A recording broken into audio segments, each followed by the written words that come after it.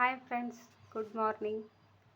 ನಾನಿವತ್ತು ಶೇಂಗಾ ಹಿಂಡಿ ಮಾಡೋದನ್ನು ತೋರಿಸ್ತೀನಿ. ಸಿಂಪಲ್ ರೆಸಿಪಿ ತೋರಿಸ್ತೀನಿ.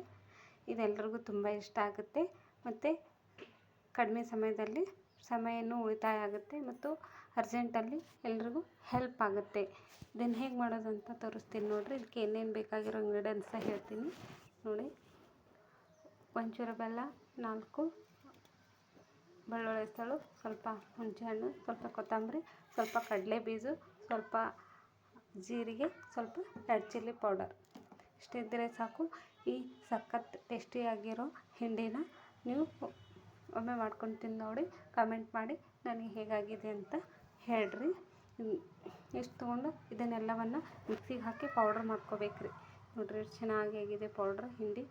ಈ ಹಿಂಡಿನ ಮನೆಯಲ್ಲೇ ಮಾಡ್ಕೊಂಡು ತಿಂದರೆ ತುಂಬ ಸಖತ್ತಾಗಿರುತ್ತೆ. ಬಿಸಿ ಅನ್ನಕ್ಕೂ ಚಪಾತಿಗೂ ತುಂಬ ಟೇಸ್ಟಿಯಾಗಿರುತ್ತೆ ರೀ. ಈ ಹಿಂಡಿನೂ ಇಷ್ಟು ಎಲ್ಲ ಇಂಗ್ರೀಡಿಯೆಂಟ್ಸನ್ನು ನಾವು ಒಂದು ಸತಿ ಎಲ್ಲನೂ ಮಿಕ್ಸರ್ಗೆ ಹಾಕ್ಕೋಬೇಕ್ರಿ. ಈ ಕಡಲೆ ಬೀಜ ಇದೆಯಲ್ಲ, ಈ ಥರ ನೋಡಿರಿ, ಈ ಥರ ಹುರ್ಕೋಬೇಕ್ರಿ. ಈ ಥರ ನೋಡಿರಿ, ಚಿಕ್ಕಿ ಬೆಳೆದಿದೆಯಲ್ಲ, ಈ ಥರ ಹುರ್ಕೋಬೇಕ್ರಿ. ಭಾಳ ಕಪ್ಪಗೇನು ಹುರ್ಕೋಬಾರ್ದು ರೀ. ನಾನು ಹೆಂಗೆ ಹುರ್ಕೊಂಡಿದ್ದೀನಿ ನೋಡಿರಿ, ಈ ಥರ ಹುರ್ಕೊರಿ. ಈ ಥರ ಹುರ್ಕೊಂಡು ಇಷ್ಟೆಲ್ಲ ಇಂಗ್ರೀಡಿಯೆಂಟ್ಸ್ ಇದರಲ್ಲಿ ಹಾಕಿ ನೀವು ಮಾಡಿಕೊಂಡ್ರೆ ಸಖತ್ತಾಗಿರ್ತಾರೆ. ಹೊರಗಡೆಯಿಂದ ತರೋ ಹಿಂಡಿ ಇದನ್ನೆಲ್ಲ ಪ್ಯಾಕ್ ಮಾಡಿಟ್ಟಿರ್ತಾರೆ, ಭಾಳ ದಿನದ ಇರುತ್ತೆ ರೀ. ಅದೆಲ್ಲ ಪ್ಲಾಸ್ಟಿಕ್ ಬಾಟಲಲ್ಲಿ ಹಾಕಿಟ್ಟಿರ್ತಾರೆ. ನೀವು ಯಾವಾಗಲೂ ಹಿಂಡಿ ತಿನ್ನಬೇಕಾದ್ರೆ ಕಾಂಜಿನ ಬಾಟಲಲ್ಲಿ ಹಾಕಿಡಿ.